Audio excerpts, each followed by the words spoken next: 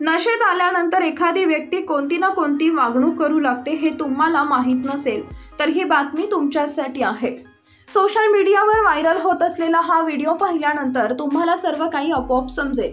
चॅनलवरती नवीन असाल तर MM मराठी न्यूजला जरूर सबस्क्राईब करा। रस्त्यावर वाहन चालवण्यासाठी सरकारने काही नियम केले ज्यांचं पालन करणं अत्यंत आवश्यक आहे। यावेळी एक नियम म्हणजे वाहतूक सिग्नल पाळणे। ट्रॅफिक सिग्नलवर लाल रंग दिसताच वाहन थांबून ते हिरवे होण्याची वाट पाहावी लागते। मात्र हा नियम गाडी चालवतानाच पाळावा लागतो, पण चालताना हे नियम पाळताना तुम्ही कधी पाहिलंय का? व्हायरल व्हिडिओमध्ये एक व्यक्ती पायी चालत आहे, पण ट्रॅफिक सिग्नलमुळे एका जागी उभा आहे।